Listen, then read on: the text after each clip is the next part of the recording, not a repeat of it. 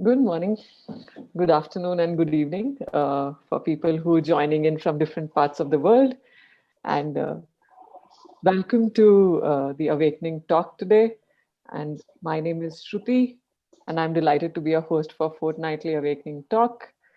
Thanks for joining us. The purpose of these talks is to share stories that help plant seeds for a more compassionate society while fostering our own inner transformation. We do this by holding collective conversations with guest speakers from all walks of life who inspire us deeply and to live in a more service oriented way. And behind each of these calls is an entire team of service based volunteers. We just had a pre talk party as well, whose invisible work allows us to hold this space. Today, our special guest is Mr. N. Vaghul. Thank you for joining today's call, sir. You. And before we jump in, I'm also really excited to hear about Mr. Vaghul. I request that we start our call with a minute of silence to anchor ourselves into this space.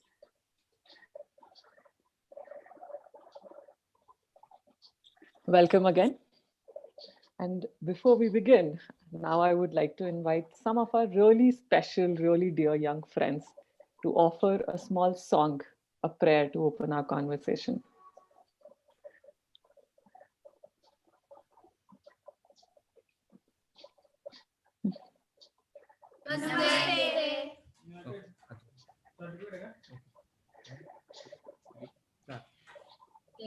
मालिक तेरे बंदे हम मालिक तेरे बंदे हम ऐसे हो हमारे करम नेकी पर चले और गली से ढले ताकि हंसते हुए निकले दम मालिक तेरे बंदे हम जब जुल्मों का हो सामना तब तू ही हमें थामना जब जुल्मों का हो सामना तब तू ही हमें थामना वो बुराई करे हम भलाई करे वो बुराई करे हम भलाई करे नहीं बदलेगी वो कामना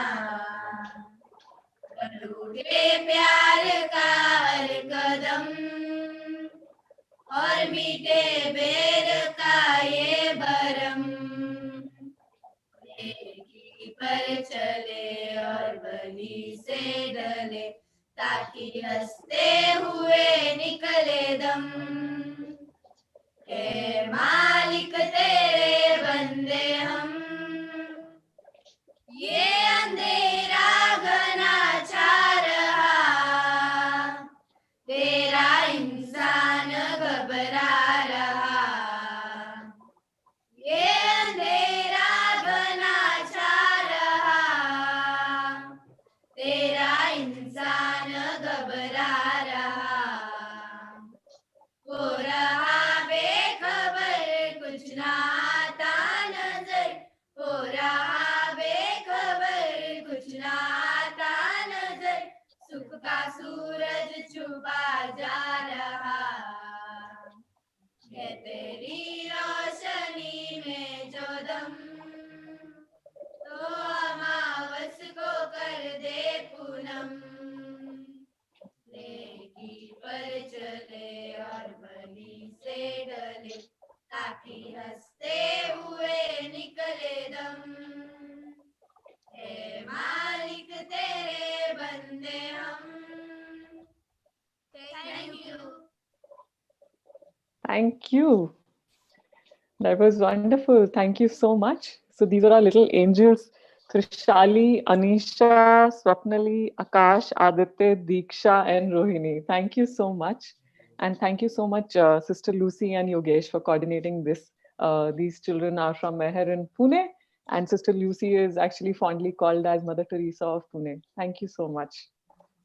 And after this beautiful blessing, it feels like a perfect way to dive into a conversation with a deeply inspiring guest. And again, thank you so much, Mr. Vaghul, for being here in conversation with his long-time mentee, Venkat Krishnan. Our moderator today is Venkat Krishnan, and I'll soon pass it over to him. But before that, just a quick little intro about Venkat. Over the last 2 decades, Venkat has played a pivotal role in India's development sector. And you all probably would already know about Venkat and his work. He's a mentor to many social entrepreneurs and service entrepreneurs. A lot of people in my friend circle are mentees to him. But something you might not know is this anecdote from his early life. At the age of 21, while studying in one of the India's best B school, Venkat actually wrote in his college assignment that I see myself as an instrument that is available to the society. So I will not do something just because I like it, but because that is the best use of my time for the society's benefit. I will do whatever it takes. Deeply grateful to you, Venkat, for manifesting that balance of intelligence and compassion in the inspiring work that you've done in the last 20, 25 years through Dan Utsav, India Welfare Trust, Living My Promise, and much more. And with this, over to you, Venkat. Thank you. Thank you. Thanks a lot, Shruti. And absolutely my pleasure to have yet another conversation with Mr. Vaghul. It's I have quite a few conversations with him, and I really, really look forward to all of them. Uh, I'm not going to really introduce him. I mean, he has a Wikipedia page. You've already seen his introduction there. I am going to just share a small anecdote, which I think is the best way to introduce him. Forbes India was organizing its first India Leadership Philanthropy Leadership Awards, and Mr. Vaghul was the chair of the jury. The other members of the jury were, Raghav Bahl of CNBC then, myself, Madhav Chavan of Pratham, Kiran Mazumdar Shaw, Devi Shetty, founder of Narayan Hridayalaya, and Shashi Tharoor. And we were discussing various candidates. And one of the ideas was to discuss a Lifetime Achievement Award in philanthropy. And some of us suggested that Mr. Vaghul deserves that award. He was obviously very embarrassed, but we had to force him to recuse himself and leave the room, which he did finally very reluctantly. He said, no, this is very awkward. I can't be getting this award, etc. I'm part of the jury. But we managed to convince him to leave the room so that we could deliberate. And it was very interesting. So we went around the room. Raghav Bahl went first. He said, several years, decades ago, when I was about to start my business, nobody in India was willing to give me a loan. We wanted to start India's first production house. Nobody understood that industry, and banks said, we don't know whether we'll get our money back. Mr. Vaghul was the first person who ever gave me money. He trusted in my ability, believed in me, and whatever I am today is because of him. Kiran Mazumdar Shaw immediately piped up and said, when I was starting Biocon, nobody believed in the potential of what we could do. Mr. Vaghul was the first person who believed in me, and today whatever I am is because of him.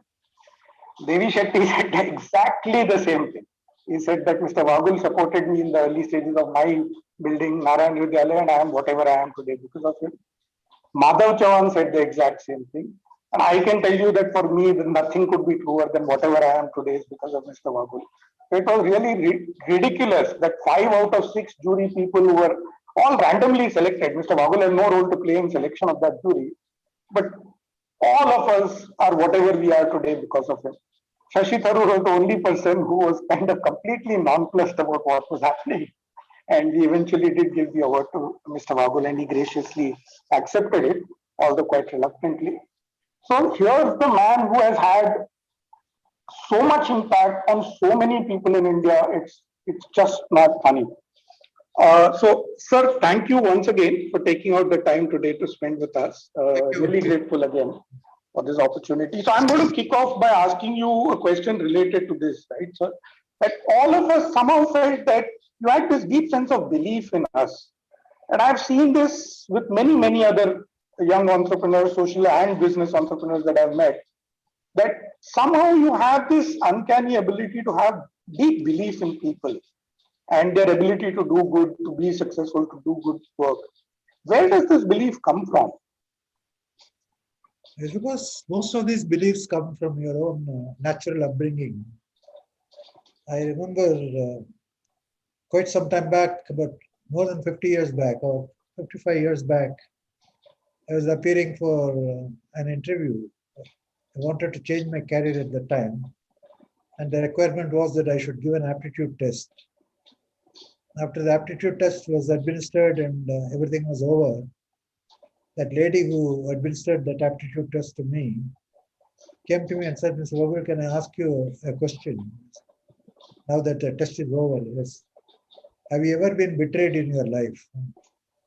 I was a bit taken aback. I said, why are you asking this?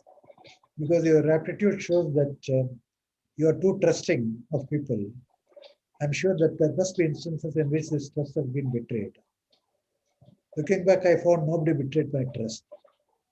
I suppose one has to have a feeling that when you trust and have faith in people, that faith and trust is invariably reciprocated. It doesn't matter if things don't work out. But I suppose we have to give precedence to human nature, which is trusting. And more after time has elapsed, I believe that and there's not a very special quality. We are all interconnected. And if I don't trust you, it means that I don't trust myself. I suppose as simple as that. I met people when they come up with ideas, they want to do public good, they are selfless, there is no motive of greed behind that. I invariably put my trust on them. As fortunately, I was placed in a position for a brief while to be of help. I mean, it is not a wealth which I acquired, it's the organizational position which I had, which gave me access to something. And I was quite happy to share with those people who are willing to dedicate their lives for public good. And I only look for one characteristic in them, whether there is an element of greed, particularly greed for money. Of course, I did meet some people who are greedy about their recognition and reputation. I would have very much wished that that feature was not there. But I suppose that's something which would grow over time and over age and over experience. So I left it at that. I think public good became my sole motive for trusting people. Very interesting. But what about in business? Because even in business, so whether it was Devi Shetty, Raghav Vel, Kiran Mazumdar, these were all people who had come to you for business loans. And I know many other people. In fact, you started TDICICI in India's first venture capital fund. And you've taken bets on people's businesses at times when nobody would trust them or those industries itself. How did you get that belief in people? Now, don't focus so much on me because I am such an insignificant person. This ability, I don't think it is an ability. I mean, it just when people come and meet me, I just look for one character. Everyone was, in order to trust people, look for some characteristic in the other person. And when you, for example, Piramal, Ajay, and others, when they came and wanted me to join them in their business or in their foundation work, I could see transparently that they were. My main concern was, of course, as a business, they had to make profit. But the main concern, even in business, is to do public good. To me, it became a motto. Namely, anybody who has got a public good as a motive will go on. For example, you were talking about Badhav Chavan. I remember I was so busy, and Badhav used to say that I don't remember very much, that I didn't have much time. And Madhav somehow wanted to spend a few minutes with me and said, make a request. So he came and I spent about 5 minutes with him. And he only said this much, that by the turn of the millennium, I want every child in the Mumbai to be educated. That was enough to convince me that this is the person who needed support and who had to be trusted. And I was in a position to help him and I trust him. These are the two things which bring that connection together. The same way, I think it happened with business also. But I suppose the people who approached me are also like that. I mean, there were, of course, quite a few who approached me whose motive was different, and I could differentiate and said that if their motive is making profit, I'm not interested in that. and I moved on. But I did make some mistakes also, interesting other people also. It's not as though that I have an uncanny ability to pick up only the good people. Right. That's interesting. So, related to trust is this whole issue of compassion. And you've said this several times to me, you've said this several times to people that uh, compassion has to be the bedrock of our lives and the way we live our lives. How do you reconcile compassion in today's business world, especially where there is, in fact, forget even the business world, even in the non-profit sector now and development sector, there is so much competitiveness, the need to be more successful and visible than others, etc. How do you reconcile these competitive instincts with compassion? How do you make space for compassion and yet be a good, successful organization? The successful organization need very compassionate leadership.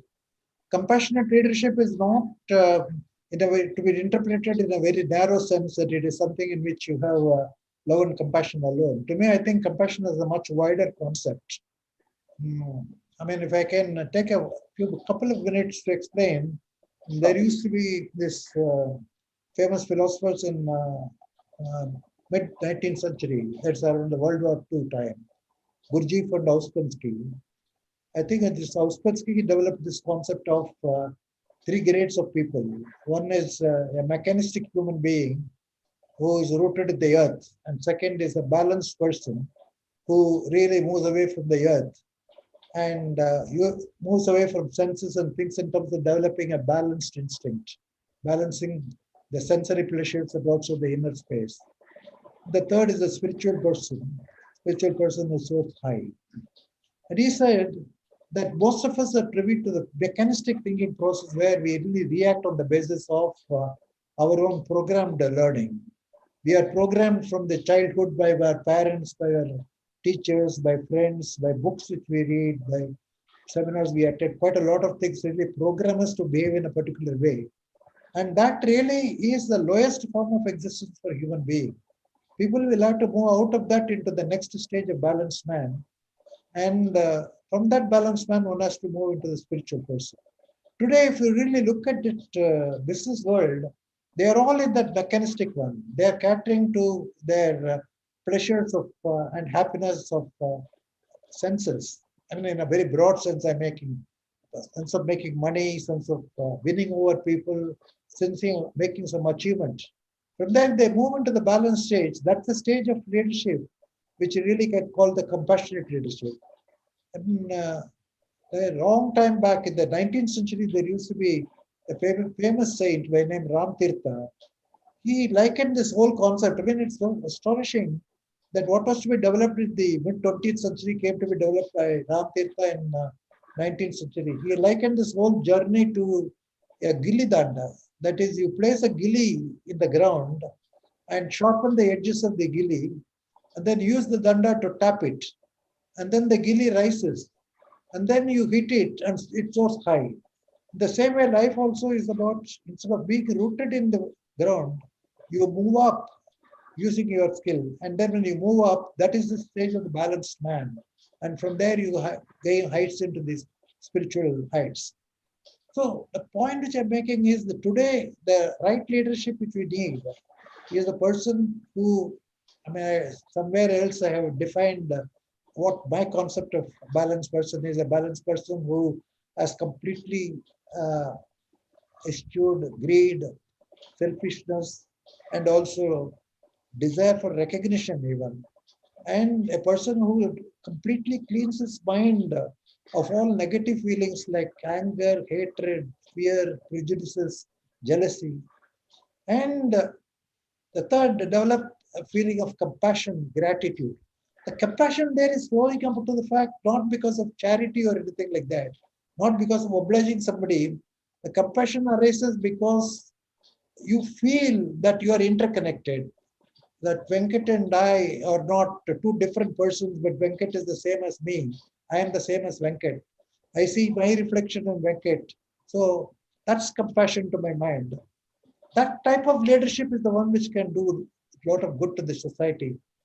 And today, when you ask me about that compassionate leadership, the society is suffering The business is suffering not because of lack of policies or strategies, but because people are banning the political leadership, people are banning the business leadership, are not the type of balanced persons that Gurjeev described or Ram Tirtha described, persons who are really moved away from the earth into a position from where they can claim greater heights. I'm feeling that compassion has to be viewed in a very wider concept than merely giving charity or anything like that. Because the English word is so limited that when we talk of compassion, we talk in terms of giving, charity, or philanthropy. I think it is much more than the philanthropy. It describes the nature of a human being. And that nature of a human being is the one who can lift the society up. That's very interesting. uh, One more of, and you say don't talk about me, but let me phrase the question a little differently then. Uh, Today everybody talks about feminism, women leadership, giving women, building a more inclusive society. I remember when I first met you in 2001, some of the senior most people working with you at ICICI Bank at that time, Kalpana Motparia, Lalita Gupte, Shikha Sharma, Chanda Kochar, Renuka Ramnath, Ramni Nerula, you had like more than 50% of the senior management in ICICI Bank were women. Uh, did you do anything different that allowed for these women to thrive in the corporate world at that point of time? I mean, what what was your approach that actually created the space for so many women to rise in the bank? I think I'll answer the question by an event that took place in one of my annual general meetings. I think it was quite some time back, 15 years back maybe, that took place in Baroda. And I was sitting in the stage and shareholders keep on asking questions, making speeches. One mystery shareholder asked me, what did you do? What good fortune did you do in your previous birth to deserve this luck of being surrounded by such beautiful women on the stage? Because there were about 60% women. And usually this Mr. Kamath used to reply to these questions. And I told Kamath, this particular question, let me reply because it is addressed to me. And so after Kamath finished his speech, I talked to the shareholder, from the stage. I told him, he asked me a very interesting question, let me reply. Very, very long time back, there used to be a Buddhist monk who was walking along in the jungle when he saw a woman rush past him and then disappear into the right side of the folk way that was there. Immediately following her were a set of thugs who were chasing her, obviously. They stopped at the Buddhist monk and asked the Buddhist monk, did you see a girl run past this side and which way did she go? Buddhist monk lifted up, I saw a human form in flesh and blood run past me. I didn't see whether it was a man or a woman. I didn't even look at where she went. I told the shareholder, when you look at these women, you look at them as women. I don't look at them as women, I look at them as human beings. I look at them as very bright, talented people who have risen up to this particular level by the sheer capability that they have shown in the organizational career. And so this is the difference between your looking at them as women and my looking at them as a human being with talent. The only thing which I did in the organization is not to look at the women in any very special way, but look at them as human beings comparable to any other human being I met in the organization, the division. Only thing which I made a difference was that in respect of women, because they have a biological obligation to bring babies into the earth, and they have to be specially treated for the purpose when an event like that happens, and they have to be specially treated. Beyond that, the only thing that I did in the SCIC organization, to my memory, is to treat them in a neutral way, gender neutral way, and give them the same opportunities and same preferences as I would give to any other employee in the organization. In fact, I concluded my observation to this gentleman and said, you asked me what good fortune I did in the previous birth and what was I in my previous birth to deserve this particular luck. Told him I was that Buddha Bhikshu in that previous birth. And that's how I look at it. I think that what women need is that not any special preference or special treatment. They need it to be treated the same way as men. And that I think somehow it fortuitously happened. The number of women who came to ICICI was again because of the fact word must have spread around. It's a good environment to people to work with. And you are in IIM, and I think the IIM, the seniors' views really matter a lot. When people tell, okay, this is a good organization to work with, people are comfortable, people are easy, women are particularly comfortable, then more women come to join. And I think one reinforces the other, and it is possible for us to move forward. So I'm very delighted that so many women joined the ICICI, so many women been moved to great heights in ICICI and also moved out to senior positions and top positions in the organization. I think all come out of one simple concept, gender neutrality. If you have the gender neutrality, everything else will be possible. Very interesting, sir. I think most of us would have thought about a bunch of, we all nowadays believe a lot in affirmative action, proactive steps, etc. But it's very interesting to hear you say that actually more than any of that, all you need to do is to genuinely and honestly be neutral. And perhaps, most of us are not able to do even that. Uh, so I have a question related to that because we've been hearing some of the positives, your ability to trust people, the compassion you show, treating women as equal, etc. And all of that results in we've seen many fabulous things. Now, for example, I am now 51 years old. I have started mentoring a lot of young people, and you've been, of course, mentoring people even older than me for years now. Question for you is, and this is a problem that I struggle a bit with personally, sir, is how do you handle disappointment in the sense you see somebody is having potential, you spend a lot of time, engage them, support them. In no way try to influence what they do, but to try and encourage them. But along the way, some of them just don't live up to their potential. They either kind of, hugely underachieve, and often it is not even for, it is often for lack of trying. I mean, they just kind of choose not to do the best that they can possibly do. I tend to get very easily disappointed when that happens. Uh, it feels almost like I wasted a lot of my time trying to mentor somebody who didn't even seem to be interested in living up to their potential. Has that happened to you, and how do you deal with those situations? Well, it has happened to me, but I don't waste time on that. I don't think that I ever believed that I had an obligation to improve somebody. Most of my time I went in improving myself. I suppose ultimately influencing another person to behave in a particular way to a large extent would depend on the way in which you influence yourself in behaving a different way. I told you about the concept of the balanced man.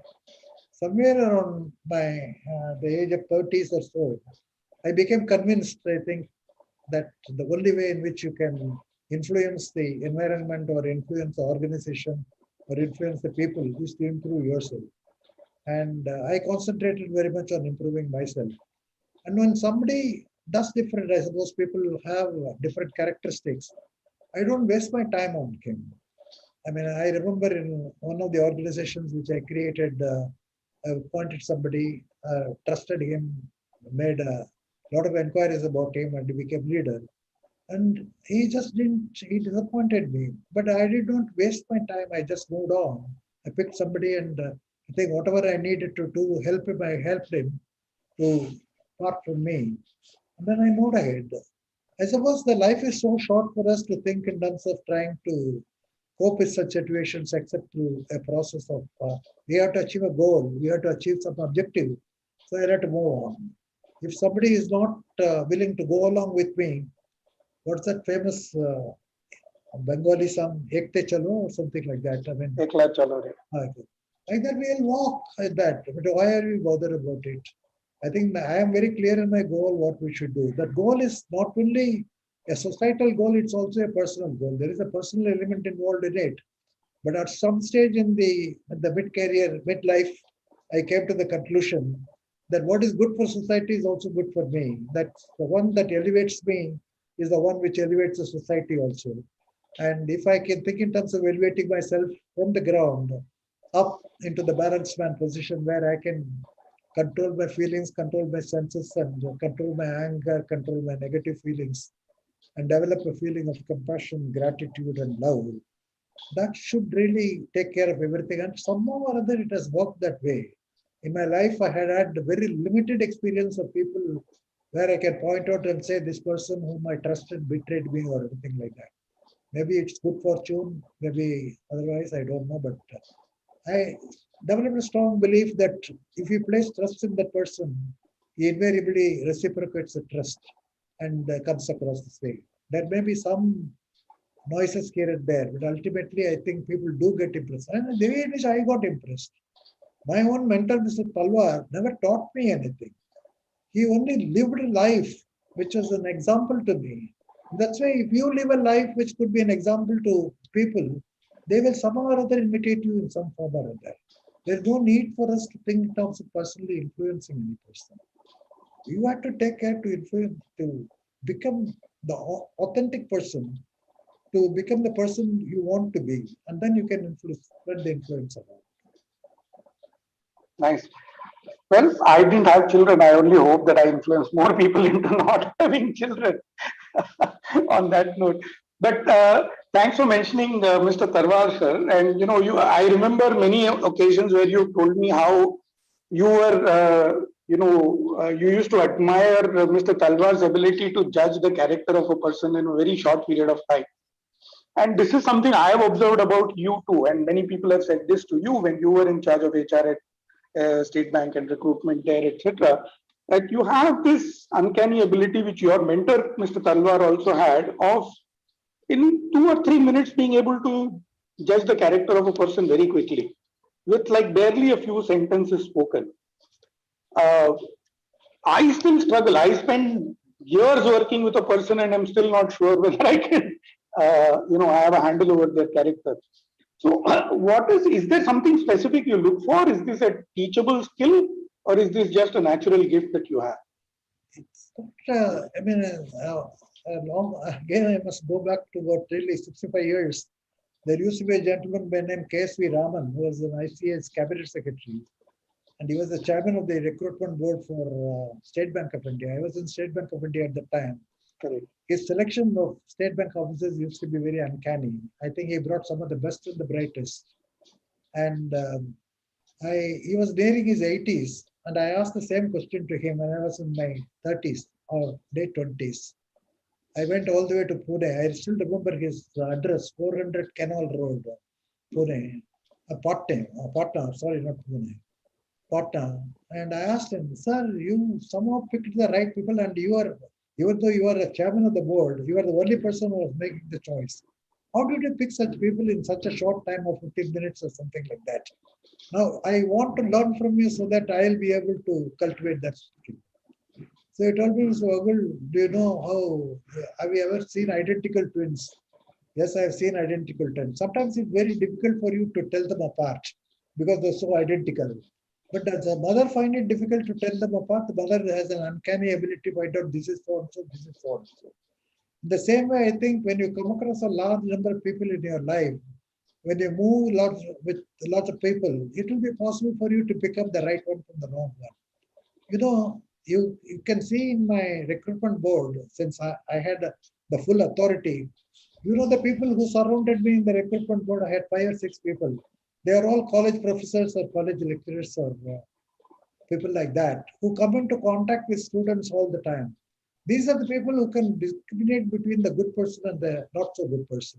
There is no, for me, there is no person is a bad person, a good person and a not so good person, a person who can deliver, a person who cannot deliver. And so he says it comes as a result of your experience, as a result of your moving with a lot of people and having a positive attitude. It will be possible for you to pick up the right person. I think that's the answer. There's no natural ability. It comes as a result of your developing a social skill of moving with people and picking up characteristics from them.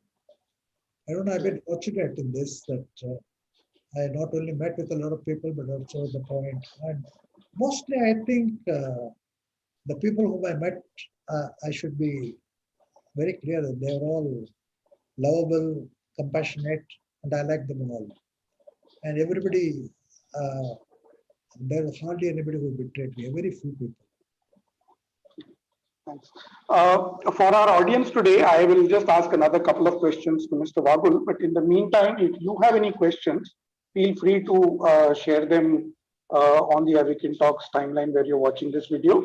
And one of our volunteers will relay those questions back for Mr. Vaghul to take. Sir, of course, there is this whole new generation of millennials, as we call them, people in their 20s and 30s. You have your nieces who are and nephews in that age. I remember once you met Ravi Mohan's daughter along with me, and you were speaking about her. And from your interactions with these young people, what is your sense of how this generation is different from, say, my generation or older generations, and what do you feel about how do you think they're going to shape the world? Every new generation is a revelation. I mean, they really excel the previous generation by miles. In fact, this has been happening ever since Socrates' time. The older people generally look down on this young generations because there is going to be differentiated value systems and differentiated approach to society. They believe that they're different. And then I once read something interesting about Socrates. Socrates was saying that what is the new generation coming to? At this rate at which this generation is deteriorating, I don't know whether the world will last for another 100 years. The world did last for 3,000 years, and the world is a much better place to live. So when I look at this younger generation, even in India, live alone the rest of the world, I'm amazed at the speed with which they are adapting themselves to and the knowledge which they have. And I mean, I'm amazed that they are far, far ahead than any of the two. I mean, I have spanned about 4 generations. The new generation, new millennial generation is every one of them whom I come across has a skill which is unmatched by the previous generations. But my only worry is that this skill which they have acquired, skill and knowledge which they have acquired over a period of time, has to be matched by what I called an elevation of an individual, the individual self, moving into a much higher self in values, which can really develop them completely in order to do a better society, evolve a better society. I think this is the only missing link in them. They're bright people, very knowledgeable people, very good people, but somewhere I think they are missing out on this question of the values in life, the not values in a sense that as their obligation to the society. And if that is there, I think we will see a much better place to live in. And the society will be far, far better than what it is now. I don't know. There has to be an intervention in that process. And you and I have been talking about it for several times, that the societal intervention is necessary to convert this brilliance and to this talent into something which is very useful to the rest of the society and to care for people who are downtrodden and who are poor. Right. Well, that's true. But actually, you've seen probably Aditya Nataraj's work with the Gandhi Fellowship. You've seen a lot of young people working with Madhav. I've seen the Teach for India fellows at work with Shaheen. Uh, I actually think that the current millennial generation is actually much more socially inclined than my generation was, sir. I think if I look at my peers and batchmates, etc., we were much more self-obsessed in terms of creating wealth for ourselves and living comfortable lifestyles. My average batchmate today will have a Mercedes or an Audi or some other fancy vehicle, and living a very, I would say, indulgent lifestyle in many cases. Whereas many of these young people I see now are actually eschewing mainstream corporate jobs, taking up non-profit work, even activist work in some cases, putting their careers and lives at risk. So, I mean, my experience on values with the millennials actually is that I think they are far more socially inclined than my generation was. Do you have a different view on that? No, no, I don't have a different view, but I don't know how to articulate it in a much more meaningful manner. But they do have a lot of attachment to the society, and they want to improve the society. I'm really looking at the totality of their person. The totality of the person, there are people who are more interested in a narrow sphere of making money and having a little bit of life. There are people like this is emerging in very large numbers who care for the society. But I'm really looking at these people getting developed into a complete human being, where it's not only the achievement of a particular goal in the society or in business that's important, more in terms of developing themselves, moving away from mechanistic thinking process into a higher process Right. in which they become a complete human being. And when they become a complete being, they will be in a position to influence the society. When I used to tell the story of a person, when if you put the carrot in a boiling water, the carrot becomes squashy. And if you put egg in a boiling water, it becomes hard. Neither of them is very good. People become hardened by certain factors. They are, influenced by the environment. Environment is the boiling water. But if you put some coffee beans in the boiling water, it spreads an aroma. It spreads an aroma which influences the environment. In the same way, I want these youngsters who are so talented and so social-minded person who are care for the society to move to the next step of becoming compassionate leaders. The compassionate leadership is not only caring for the society, but compassionate leadership of elevating themselves into a higher plane so that they can perform a much bigger role. That's the difference. That's the only difference I have. What a wonderful, wonderful anecdote. It's really, really amazing. So I'll wait to check. Shruti, if you have any questions, do let me know. I have one question for Mr. Vaghul, and then we'll see if we have audience questions. Shruti, you can take over. Sir, generally, looking at the state in which, especially India is, I mean, of course, the larger world also, I'm looking at the overall direction of society, so political, economic, all of those aspects. The general tendency for some of us is to feel despondent, is to say things are not going well, we are becoming more restrictive as a society instead of becoming freer as a society, inequality is growing, etc. What is your assessment? Do you, and of course, there are people like Bill Gates and others who will argue that with data that society is consistently getting better with every generation. And that may be factually true, but I think the despair comes from the fact that it's not getting better as fast as we would like it to. Given the amount of resources we now have, the kind of people we now have access to, shouldn't we be able to solve our problems of hunger, poverty, etc., much faster than we are solving them currently? How do you look at the direction in which the world is headed and India is headed? And within that, what gives you hope? I am despondent. I am honestly despondent. I believe that despondence is because of a sharp decline in values. The values because one factor, I told you a series of factors which really are necessary for a purpose of evolving of a person. The simple fact of greed, the simple fact of greed for power, greed for money, has really robbed the society of all of its charm. And what happens is, well, there are lots of good people around. They are not in a position to organize themselves. I kept on articulating this point for the last 30 years, for no while. Even in the social space, when say there is Pratham, there is Premji Foundation, there is Perumal Foundation, a whole lot of foundations on education and health. Could it not have been possible for all of us to come together in order to make a powerful impact on the society, in order to improve the society? Because all of us are in a separate world, and that's where I think my despondency comes. I sometimes wonder, I think we should set aside all these personal differences. We may, even in social space, there are differences with the which way you can do things, which way you should avoid doing things.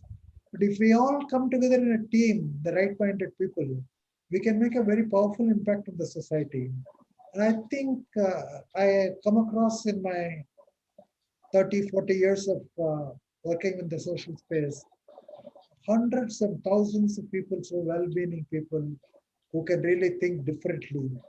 And I mean, despondency arises from the fact that we somehow are not able to come together and work together for a common good. We all want to work in our own individual space. That's a real problem which I am facing. I do not know if we are really able to overcome this, we should be able to uh, bring about a great improvement in the society. Somehow I think people still look at compassion, give one particular example, compassion. People look compassion as something equivalent to charity. And the charity is sometimes very selfish. You go and give charity only because you want to establish your name. You want to establish yourself in that, or you believe according to your tradition that you will get punya. But compassion is something very different. Compassion is a very highly spiritual concept that people do not understand. And the compassionate way of living, if you really look at Ikigai or something like that, then there is no person who is a stranger to you. Everybody is your friend. Your friend because you feel that you are connected with him. That concept is still not been able to come. And I believe that if all of us come together and then work in that space, we can bring about a transformation. And the last few months have shown that it is not necessary for us to come into physical contact with each other, to be in the physical space. I think even in a virtual space like this, where we are able to interact with each other, we can exchange ideas and say that how best we can really think in terms of coming together and chalking out a path. And we should be able to climb this mountain. Yes, I believe that I am despondent like you for the country, and but I don't know whether it's possible for all of us to come together in one space and try to think of something in order to transform the society. Right. Thanks, sir. Sir, I would, of course, love to continue, but I think we have a lot of questions from the audience. So, with your permission, sir, I'll request Shruti to share some of the audience questions with you now, sir. And of course, I'll be more than happy to catch up with you later. Thank you, Venkat. Thank you, Vaghul sir. I could go on listening, and this been really deeply inspiring. Thank you so much. One of the things that, I have a habit of taking visual notes while in conversation, and one of the visuals that came alive for me while both of you were talking was this single dot and how this dot is connected to everything around, and and the DNA of these dots is so similar, and that is what fosters these connections. And for me, that was the guiding factor that you spoke about around gender, around diversity, around age, around compassion. So that was really beautiful. Thank you. So there have been a flood of comments from the audience, and a lot of questions, mostly around the themes of spirituality, compassion, and business. So I'll just take a few questions. One of the questions is, sir, uh, around your life. You've had tremendous success in your life from an early age, and then looking back, what would you say were one or two most satisfying moments of your life? And second is, if you were to just debunk one myth about success to all the people who are listening in, what would that be? No, and there's several satisfying moments, but the key to the whole thing is the fact that my mentor taught me, don't seek anything in life. Let things happen to you. I mean, I don't know whether I should tell you this. There is a story of pencil. I don't know whether you heard of that. The story of the pencil is the grandmother was writing in the pencil and the grandson was watching. And so the grandson asked the grandmother, what is it you are writing, grandma? No, what I am writing is not important. This pencil with which I am writing is important. So what is special about this pencil? I want you to be like this pencil. Then Grandson said, I don't, this pencil is no different from any other pencil I have seen. What is that you want me to do? See, when I write this pencil, the pencil thinks it writes, but the pencil should realize there is a hand that holds it in order to write it. So you should also realize that when you are living, you should realize there is some hand which is guiding you, that it's, you are not functioning on your own. And secondly, periodically I take that sharpener and sharpen this pencil in order to make it more effective. So you are going to get suffering in your life. And that suffering is in order to sharpen you, in order to make you much better than before. The third important thing that can happen to a pencil is that there is an eraser at the back. And if you ever you make a mistake, you can erase it and then move forward. So in life, don't stop at the mistakes which you make. You think in terms of rectifying the mistakes and move forward. And fourth, I think important, the pencil sometimes can be misled into believing that the wooden covering is the pencil. The wooden covering is not the pencil, but the graphite inside the pencil, the wooden covering is the pencil. The same way, you should realize your body is not you, but something inside your body which you cannot see is the real you. And lastly, I think whatever you do, whatever the pencil does, it leaves a mark in the paper. The same way, whatever you do in your life, either thought, word, or deed, it leaves a mark in your life, and you should always bear it in mind whenever you engage in thought, word, and deed. So I used to have that type of thing, that's most satisfying thing when I read it, that yes, I am not the one who is doing that. My mentor taught me, it seemed to be illogical at that point of view. Don't seek anything in life. Somebody is guiding your life. Somebody is moving forward. You merely listen to him and then you move forward. And when you make a mistake, don't attribute it to him. You attribute it to yourself and then you correct yourself and move forward. I think following this has been a very satisfying moment in my life, and I think overall that did me a lot of good. And I am very much influenced by that way of thinking. Thank you, sir. Wow, that was beautiful. You have this amazing way of making one feel significant yet insignificant at the same time. And it's almost like, you hear about duality becoming singularity. And I could sense that. Thank you so much. There's another question, and it's again one of the things that I've added on to the audience question, like my personal thing. Traditionally, businesses are seen as competitive, and I come from both. I've worked for a while in corporate, and I worked for a while in the development sector. And in the development sector, there's this entire difference around looking at working together and being very collaborative. Um, like in both the sides, how do you one the question is, one, can competition really be compassionate? Because I love how in sports they use competition as actually serving each other, right? It's only when I can be the best am I serving my opponent, and my opponent is doing the same to me. So that is one. And second, like, one is that, like you've been talking a lot about role of an individual, and how if I manifest the best possible form of myself, I'm doing the ultimate good to the society. But in any business or in any organization, there's this group of individuals, a collective that comes together. Now, how can you use that collective force to be really the force for good, or to increasing and serving the society, while being true to yourself also?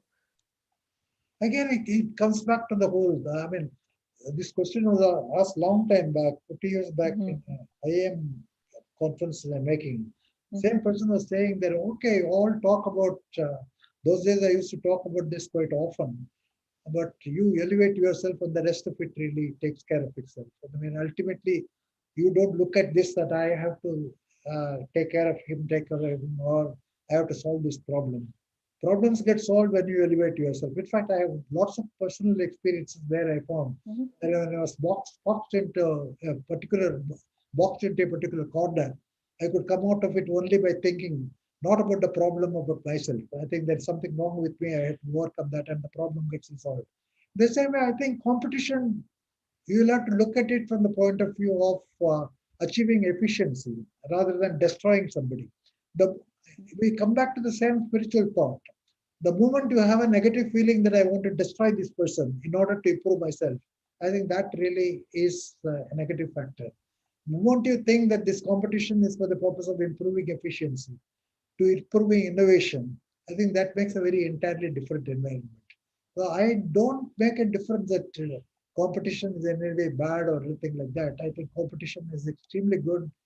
I mean, any society you can think in terms of transforming if you have the good intentions and if you have the positive thinking and if you believe that the human nature will have to be somewhat different from its base instinct. That is why I am more and more influenced as I go into the sunset stage of my life. That the key aspect of existence will have to be discover the purpose of life. The purpose of life is to show that level of compassion. And that level of compassion which you show is not inconsistent with any other walk of life. So can I be somebody asked me when I finished a lecture like this, so then you say compassion. So if whatever somebody makes a mistake, can't you be angry, can't you punish? But you can punish with a lot of compassion. And there is nothing. Compassion is not as though that you have to be. You have to be different. That is your natural self. I see even in a society, whether it is a communist society or is a capitalist society or a competitive society, people will have to be have as a goal that this society will have to be improved. That means that competition will have to be for the benefit of the society. And once you inherit and you have the spirit, then everything else will work out.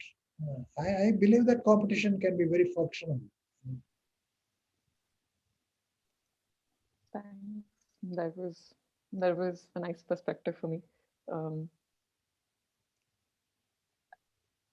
so when you speak about compassion, and you've been speaking about compassion towards other, and I'm really still living that image of, how I see yourself in me and how you see, um, the minute I start seeing myself in others, the whole interconnectedness and the nature of compassion changes.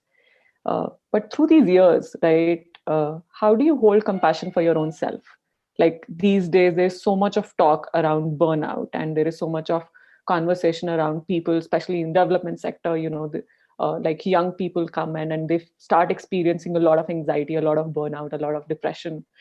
So, just asking about, through all those years, you've seen so many sides. You've seen the politics, you've seen the business, you've seen self, and you talk about spirituality.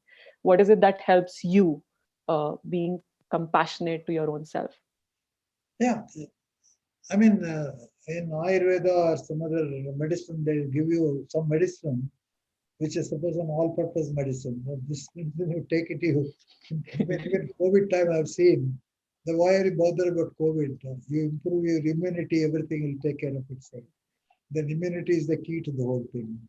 So one way in which you can contend with the whole situations in life, various situations in life, is to improve your immunity. Your immunity comes as a result of you are developing yourself. Once you decide that I am going to be not bothered about greed, I'm not going to be very bothered about the recognition of people, I mean, other people's views of me or recognition, but I'm going to be an authentic individual. And I'm going to completely eschew any negative feelings in me. And I have identified my negative feelings: anger, hatred, jealousy, prejudice, arrogance, pride. And then think in terms of cultivating 3 or 4 positive traits, namely the gratitude and the compassion. Compassion in a much broader sense, not in the form of charity. I don't know that what can really have to put, because compassion to my mind is the key to the very existence of life. Sometimes I believe that we come into the world only to learn the thought of comparison. And when we do not completely learn the thought of compassion, then we come back again and again to complete the education. That's at least the way in which the Hindu Dharma really looks at it. And so you concentrate in yourself. In fact, I must tell you this incident since you asked me this question. As but 30, 40 years back, there was a young girl, a 9-year-old girl. She used to talk spiritualism, and I was so fascinated by her. And I mean, she was not, she did not study any scriptures or anything like that, but she could quote from Upanishads, she quote from various religious texts, and she was a gifted child. I don't know what happened to her now, but that brief period when she had that, so many masters used to speak through her. I mean, it was a very vivid experience for me. So I was sitting with her, and she asked me, "Mr. Vaghul, you seem to be troubled." and something is bothering. Yes, something serious about my organization is bothering me, and I don't know what to do. She said there is no problem in the organization. Then I looked up. I said, why do you say so? My master says the problem is with you. You take care of you, the organization problem will take care of itself. And that was very interesting comment. I mean, that happened as about 35 years back, 35 years back. I look back and said that the key to the whole problem that which you posed, how do you really take care of this? So the key is within you. You take care of yourself. You look at the problem. In fact, that particular problem which I faced, which was I believed intractable, and I think that is going to make a course change in my organization and my career. It got solved because the moment I realized I am looking at the problem as me and the other, it's not my way. And I have lots of things to do myself in order to improve myself. It's a very complicated process. That way in which you improve yourself in order to solve a particular problem. And that girl, little girl, 9-year-old girl, put this idea into me. Take care of yourself. And like that, there have been so many learning experiences in my life, which says the focus will have to be on you. I mean, it's the same thing like Gandhi said that if you want to change the world, you have to change yourself. And it's not as though that you are there to change the environment. You change yourself, and the environment will change automatically. So, and that's continues to be my belief now.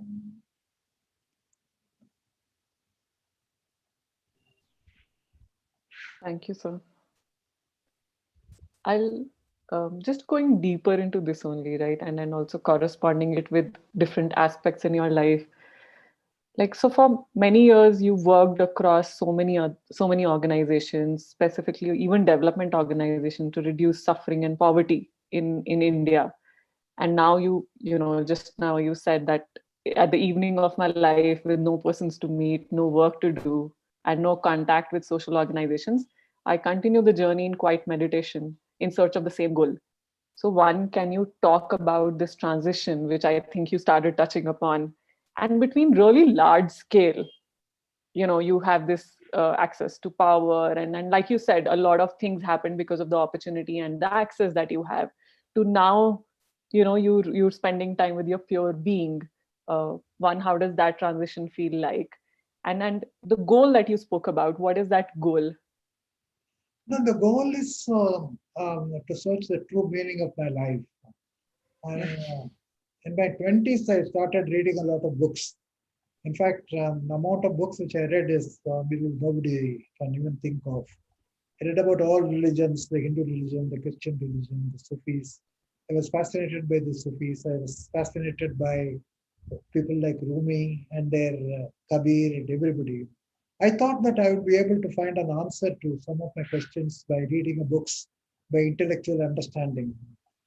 And then something opened up. It is not so much by interest or understanding, by intellect that you will be able to reach it. You'll have to be by a different path.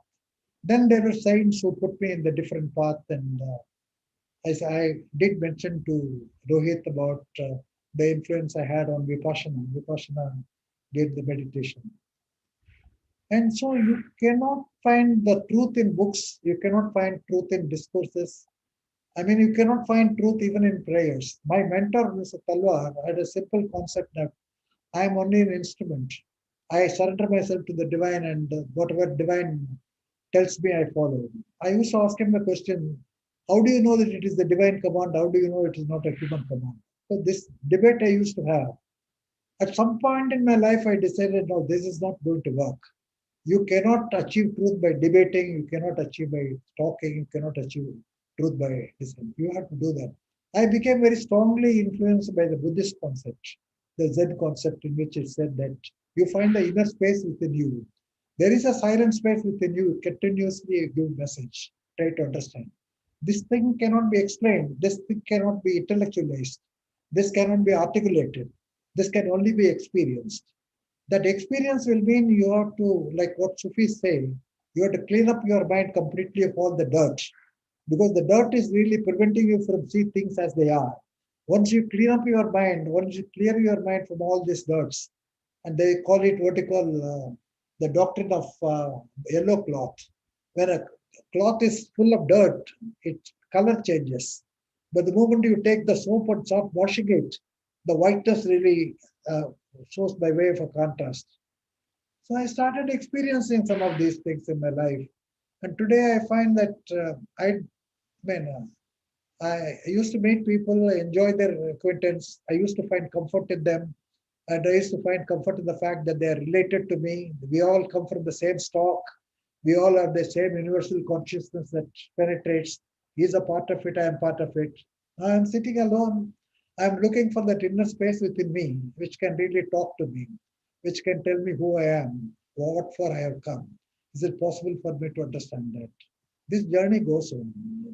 And I think this journey is a very difficult journey, like climbing a mountain.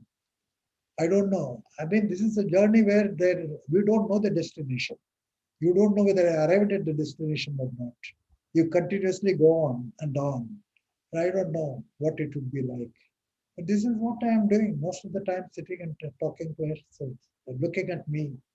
And recently, there is a very interesting book by Eckhart Tolle, in which he says that the space within, the silent space within, you look for that silence. I enjoyed that beginning which you had, 5 minute silence.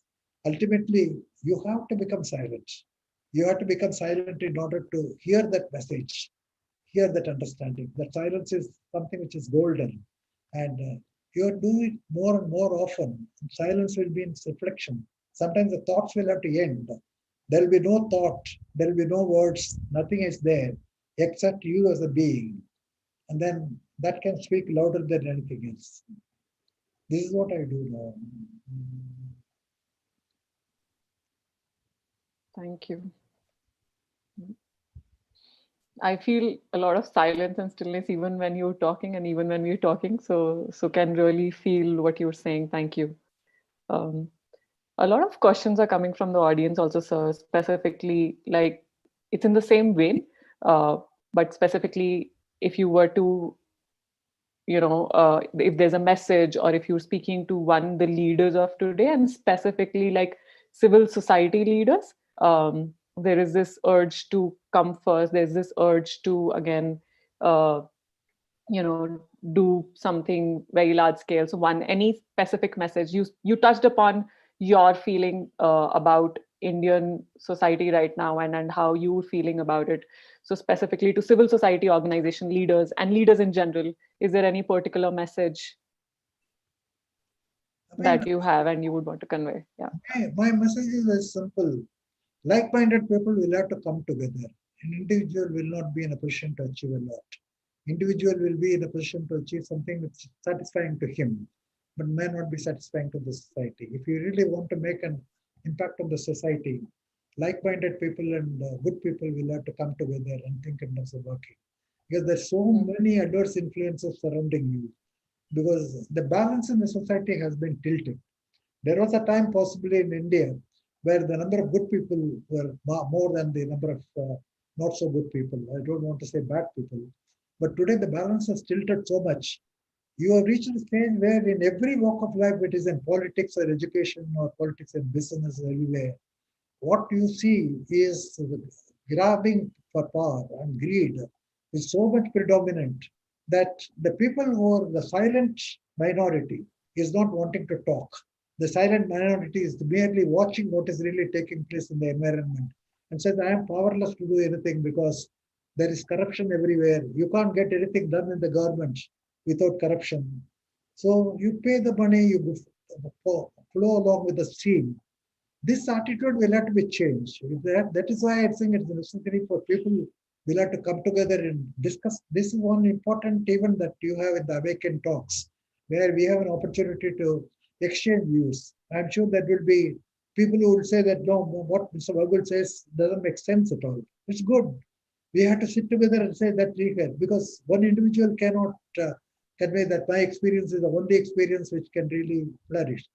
So the opportunity for exchanging ideas and coming out of these discussions, something good that can happen, and we can bind ourselves together in order to work together. That is going to make a powerful impact. That's the only message I can think in terms of giving to the society leaders. Great. So suddenly the audience channel is very active, and someone has actually just asked a question related to this, which is, so when you're saying that people need to come together, like that's really critically important, and how might this be done? And when you're talking about spirituality again, how do you think can spirituality be actually effectively integrated into business? Because our scriptures talk about of being in service, but that understanding is not commonly seen in business. No, spirituality is essentially, I mean, I can dilate on that, but I'm coming back to my theme. Spirituality and Hmm. compassion are not two different things. They are the same. Yeah. And I mean, you must have read recently, I mean, because of my age and all that, I read a lot about the near death syndrome or out of the world syndrome. It was, I mean, scientists, of course, rubbish them that this is absolutely no truth in that. And but there are some events that have been narrated which seem to be far too authentic for us to completely discard. I think you must have seen Dying to Be Me by Anita Murjani or Alexander, The Proof of Heaven. These are all very classic instances of people moving out of this world into another world and come back. Anyway, I am not on that. I am on that, but the entire near-death experience is one thing that comes out is the when they come and tell what is the learning that you learned when you move out of this and then come back to this. It's one word, compassion. So Hmm. that word compassion runs right across. There may be differences in the experiences of these people when they really move out, but this is somehow or other seems to be like a steady stream right through. So, to my mind, the spiritualism, compassion, and the society are not very distinguishable. In a sense, they are all gelded together. So, spiritualism is not merely going to the temple or reading books or attending discourses. Spiritualism is a way of life. Spiritualism, I mean, engenders compassion. That engenders improvement of the society. When you see somebody who is deprived, that suffering you share that suffering because this is not his suffering, it is your suffering as also. That's the way in which I think I view the spiritualism and compassion and working for the society. So I believe that when I see somebody who has a similar views in respect of the societal view, namely that we have to alleviate the sufferings of the people, I want to join hands with him. Come on, let us work together. And I suppose many people come together in that work. I think we can make a difference in the world. This is my view. I mean, it's not talking about a religious minority or anything. All these things make no sense at all to me. When you really think in terms of a much broader view, that humanity, when recently, very about 2, 3 weeks back, I read a book which is very interesting about consciousness in plants. And I never believed that the trees are sometimes show compassion. And there is a tree and then there is an offspring, which is X. And the scientists have discovered that the tree, when it experiences that suffering of that offspring, it is able to extend its roots in order to bring water, in order to nurture that plant, so that the plant can grow into a tree. That is the way in which I think the universe has been created. So this society, this compassion is not only for the living beings, but also for what we believe is the inanimate things like plants and trees and the thing. They show the compassion. So I believe that trees do come together in order to nurture their to take care of the plant which is in need of water. They are able to produce water to the roots and then give it to them. I believe that we can work together, and I don't know whether individually we can really make a difference in the society today because the amount of adverse influences is very, very large. I think the good people will have to come together. Yeah. Yeah, I recently also read about this whole nature thing and how trees actually have offsprings and grandparents, and that was such a beautiful read. And suddenly my whole perspective of going in forest, thankfully I live very close to nature, completely changed. It was almost like I'm seeing at them as family and so nurturing. Thank you for bringing that. Um, so while sir, we're talking about like this whole aspect of one collective compassion and things, and I think intuitively as humans we are designed and we understand it, but still there is something that stops us. So again, as a society, in the long term, what do you think are the two big challenges that we need to focus on and we need to be conscious of, keeping the long term well being of our society in our mind? And again, also your thoughts on how can we address them? Well, again, I mean, we are now in around the industrial revolution time that Protestants came out with a new concept like uh, uh, human nature, I mean, type of rights, individual rights, freedom, thoughts, experience. That's virtually a sort of a reformation that really took place around the 18th century. Something like that, there has to be a reformation in the value systems in the current world. Just as we talked in terms of abolition of the greed for an individual, nations and societies are also displaying that amount of greed. And as a result of which, we still are not able to come together to view the humanity as one whole. We look at humanity in parts, rather in United States societies as different societies. I think the one way in which we have to move ourselves to addressing this issue, some of the pettiness which has to be somehow or other powerfully fought. Like, for example, in India, if we really look at it, if we confine your particular space, I just can't understand the differences that exist. The one person, another person. If the elections are going on in my state, in Tamil Nadu. Everything is based on caste. People don't talk in terms of human being. A human being is being. I don't know why a leader doesn't emerge that this is silly, this is stupid. This is not the way in which one has to really think about it. And there is enough in the society in order for everybody to share. And why are we really being greedy? Why is money playing so much of an important part in the elections? Like that, I think I can go on multiplying, but we should be in a position to address this. I come back to this, my original theme. If you attack this greed as the major flaw or the major feature which will have to be eradicated, society will be better off by that. Many of the problems that can really be resolved. And the greed by a few individuals really percolates into the society as a whole. The society as a whole gets corrupted. I believe that we should be in a position to address this issue by individual improvement. I'm again coming back to my theme that you have to improve yourself. I mean, I want to do something. I may reach that point. I don't think, I mean, I always used to, Benjamin Franklin once said that he wanted to have a goal of avoiding pride. And then he felt so comfortable that when he overcame, reached that objective and he was able to overcome that pride. Sitting back and was reflecting, I said, am I not getting a pride that I have overcome the pride? That itself is a pride for me.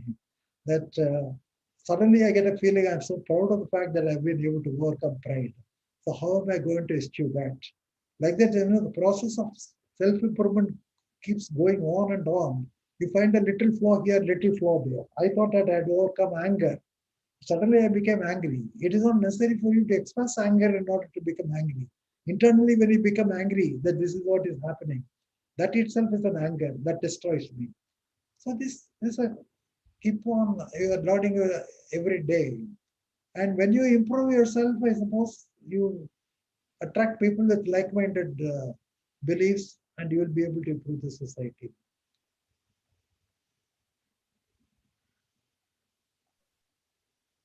Thank you, sir. It's already 11:20 and I'm mindful of time. Hope you're feeling okay. Like we would love to continue and have a lot of questions, but just wanted to check in with you. Are you good to take a few more questions? Yeah, I'm quite fine. Okay, great. So just one very different question. Like there are tons of questions going deeper into this only. One is, so while when you're saying about this collective work, right? Uh, what do you think really leads to such deep relationships that can help collaboration or that can help people to come together and work together? How can I as an individual also deepen relationships and motivate myself and others to come together and work together for benefit of society? I'm sure that there will be a lot of opportunities once, today we are in a technological age where I would never have come into contact with you in my life. I mean, Yes. I would not have known you at all. But thanks to this virtual space that has been created, I have come into contact. I don't know how many people are there. I'm able to talk to them, but unfortunately, I'm not able to listen to them, what they speak. But I suppose this exchange of ideas, this exchange of views, and there'll be plenty of views from that side also, which can influence me, which will bring us together and say, find some solution somewhere that this is what we need to do. I mean, some mantra which says that this is the way in which you have to perform, that would emerge in respect to that. So collaboration would really mean that we are in any way, as I said, that we are interlinked. That interlinking will have to become a little more advanced and we'll have to come together. And previously, we traveled a lot in order to come together. I mean, in several, two, three organizations which are working for the same purpose like education, I used to move around and tell them, why don't you uh, get together so that we can make a powerful impact? People always used to say, no, no, they are different, I'm different, I'm following a different path, they are following a different path. I think all of us are following one path of educating that deprived person, helping the deprived person. So why don't we come together and think in terms of exchanging ideas and do it collectively so that it becomes very strong? I suppose we have to bring about some change in the attitude of people, namely that I alone can do that. That there are people that who are similar-minded persons, so you don't mistrust them. That is why I said in the beginning when talking to Venkat, I generally trust people on the basis of what they say by way of public good. My only misgiving is that people who have abolished greed for money, they have not been able to abolish the greed for recognition. And many people do it for recognition, and we think that it is not greed. Greed for recognition is also a greed. Just greed for money is a greed. The moment you give up your greed for recognition, then you bring into a collaborative effort. Because I don't need to be put myself in the front. I only want that purpose to be achieved. So I'm prepared to work as a team with everybody. The team gets preferred. Like in cricket, yesterday we won that match in T20. And the team would be proud of the fact that we achieved it, even though individuals may be also proud of the fact that they achieved something in that. But the smiling faces of all those youngsters who were there in that field, saying that we were able to achieve that, that type of achievement will be possible if individuals emerge. When we had a person like Gandhi who said that he was able to rally people around. And before Gandhi, it would have been difficult for people to imagine that in a country as diverse as India, it would be possible for someone to rally people to a common good. And it took a long time for him to achieve that. But he was able to do that because he never craved for recognition himself. I think he let it happen. The same way, I suppose we will all have to cultivate this habit that my individual self is not important. I don't exist, in fact. I mean, today I exist, tomorrow I will move away. But the collective endeavor will have to continue. This will have to be passed on from generation to generation. Right? Key will have to emerge.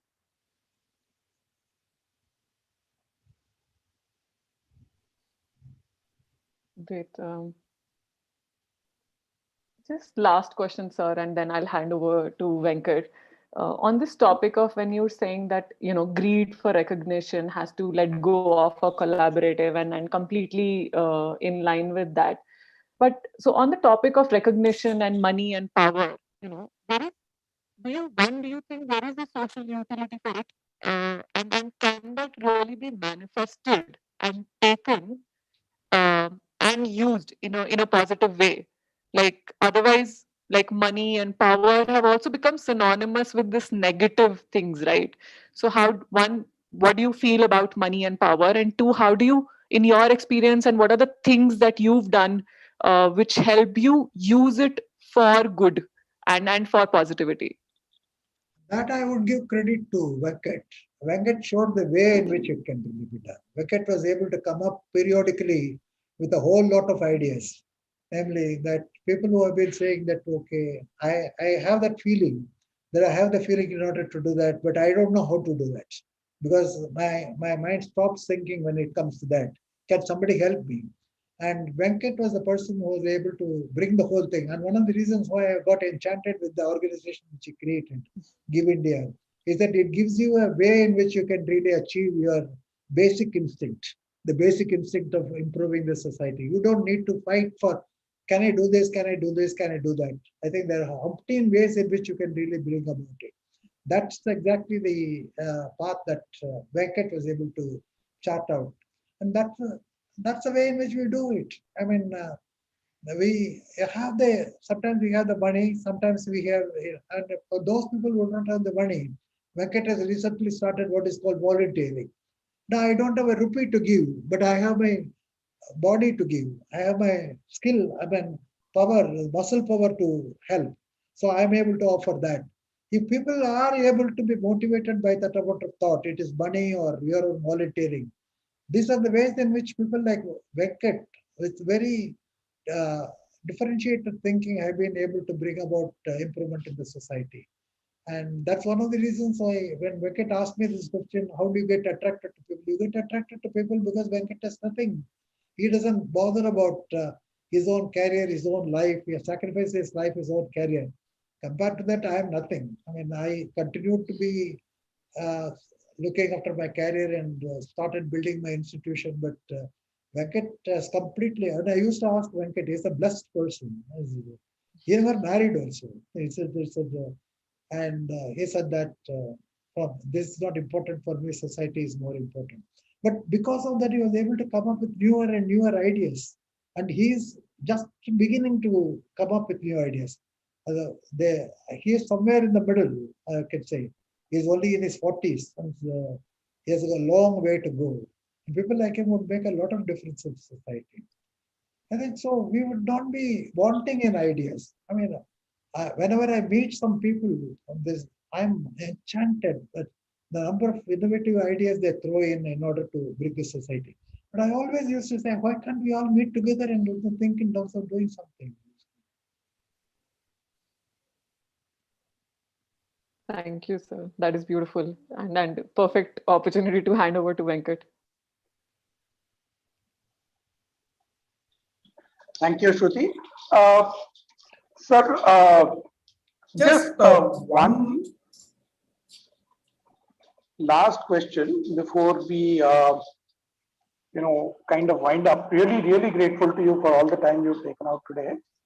Uh, you kind of covered a lot of ground, and coincidentally, the song they played at the beginning, "Ay Malik Tere Bande Hum," is from V. Shantaram's movie called "Dua Ke Barahat," and I'll talk to you more about it. But the essence of the song is essentially about how can we become better human beings, which has been the theme of everything that you've said today.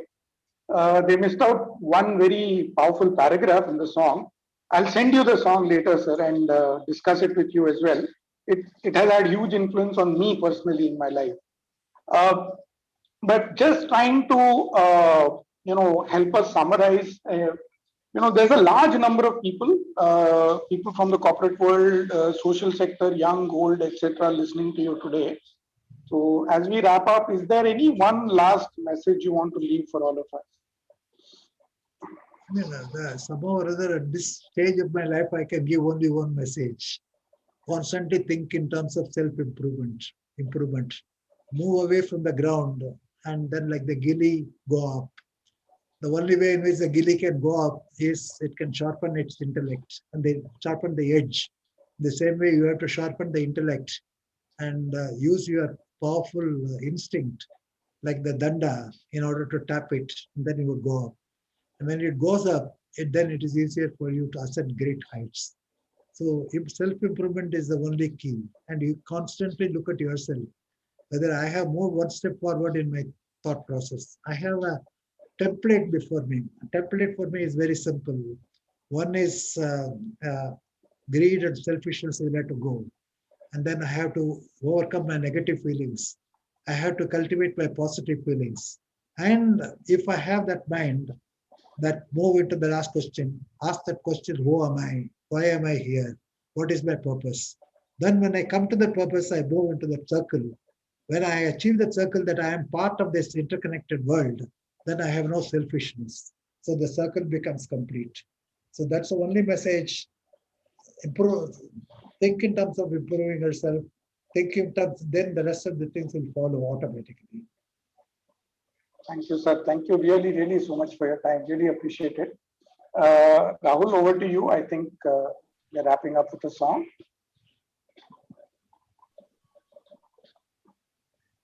Thank you so much, sir, and for this wonderful conversation. And it is my privilege to offer this prayer as a closing to this conversation, in which we are just dedicating, like Vaghul sir said, all our merits to the rest of the world and allowing this love to spread. Thank you so much. May the love we are sharing spread its wings and fly across the earth and bring new joy to every soul that is alive. May the love we are sharing spread its wings and fly across the earth and bring new joy to every soul that is alive. May the blessings of your wings, my Lord, shine on everyone, and may we all see the light within, within, within. May the blessings of your wings, my Lord, shine on everyone, and may we all see the light within, within, within. Loka samasta sukhino bhavantu. May all the beings and all the worlds be happy. Loka samasta sukhino bhavantu. May all the beings and all the worlds be happy. May the love we are sharing spread its wings and fly across the earth and bring new joy to every soul that is alive. May the blessings of your ways, my Lord, shine on everyone, and may we all see the light within, within, within. Loka samasta sukhino bhavantu. May all the beings and all the worlds be happy. Loka samasta sukhino bhavantu. May all the beings and all the worlds be happy.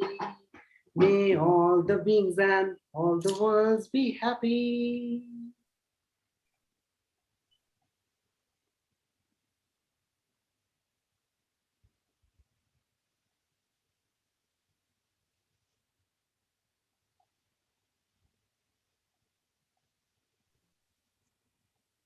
Thank you, Rahul. We'll just observe a minute of Thank silence you. before we close. Can I Thank leave? you. Yes, yes, sir.